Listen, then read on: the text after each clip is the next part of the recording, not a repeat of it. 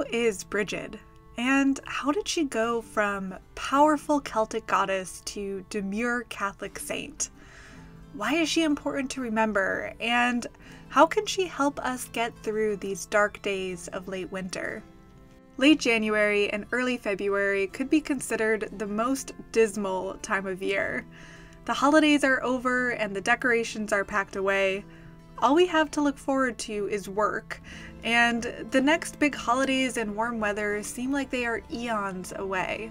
Unless, that is, you're a pagan. Because us pagans have the Wheel of the Year, which means we always have something to look forward to and a way to deal with the boredom and despair of the winter blues. So if you're feeling a bit cold and lost after the holidays, get yourself a cup of tea and get cozy as we dig into the upcoming holiday of Imbolc, its patron goddess Brigid, and how this time of year can actually be filled with warmth and hope.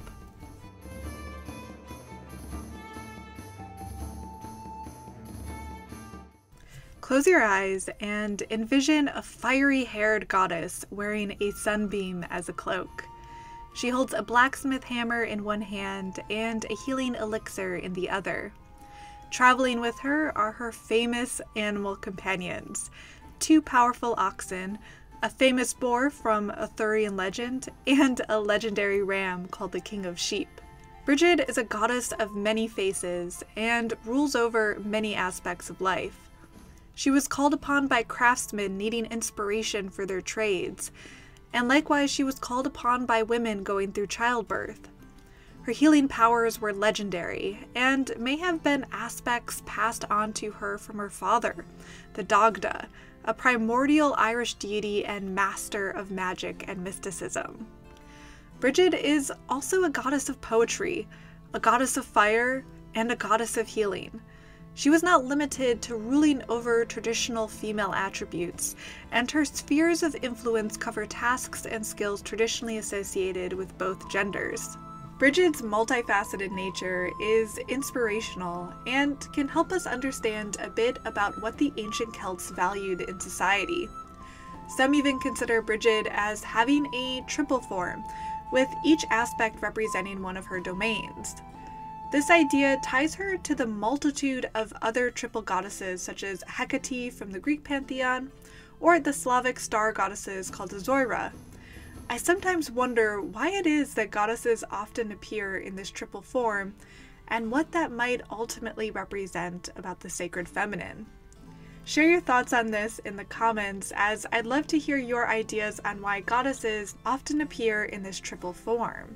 Of all Brigid's titles and attributes, the most important is her association with the beginning of spring. Her holiday of Imbolc on February 1st was considered the first official day of spring to the ancient Celts. So even if it doesn't feel like spring where you live, what Brigid and the holiday of Imbolc offers is the hope and warmth to get us through these last bitter cold weeks.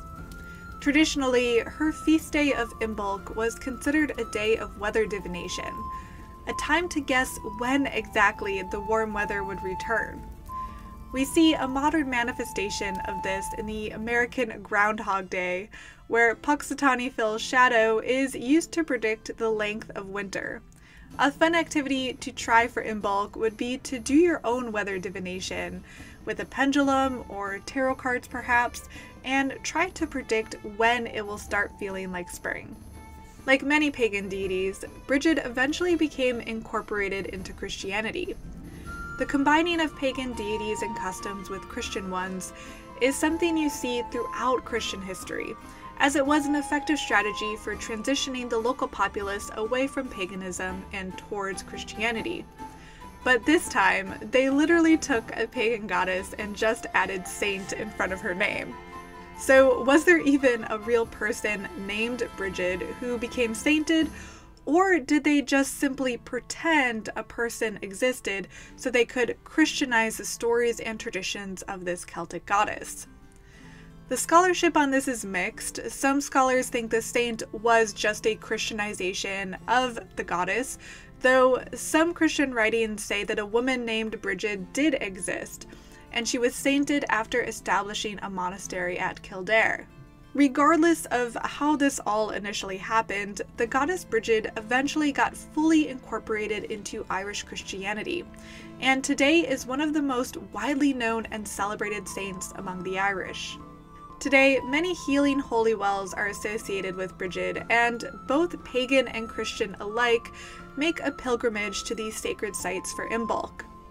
This aspect of healing waters is something you'll find throughout Irish folklore, and is something you can participate in at home by doing a simple ritual bath for Imbolc. As Brigid is first and foremost a harbinger of spring, any early signs of fertility and life can be celebrated in her honor. For example, you can search for snowdrops or any other natural signs of early spring to place on your altar. These little reminders of spring placed around your home can help beat back any of those winter blues. Giving an offering is another easy thing you can do to honor Brigid during the Imbolc season. The word Imbolc means ewe's milk, and this term is used as many herd animals give birth at this time of year. Since Brigid is a goddess associated with domesticated animals, a bowl of milk would be an excellent offering to give her for Imbolc. Fire is also an element associated with this time of year, representing both the warming of the season and Brigid's role as a smith goddess. It's likely the ancient Celts lit bonfires on Imbolc, and even a simple candle or two on your altar can be used to represent this aspect. However you choose to honor Brigid, we pagans have the privilege of celebrating this ancient and multifaceted goddess. It's up to us to ensure that knowledge of her and her traditions is honored and acknowledged both in our own generation and the generations to come. Hi, I'm Scarlett, and I hope you enjoyed this little introduction to the Celtic Goddess Brigid. I'll leave some book recommendations down below in case you're interested in learning more about her. And if you did like this video, please consider liking and subscribing. Thanks for watching, and I'll see you later. Bye!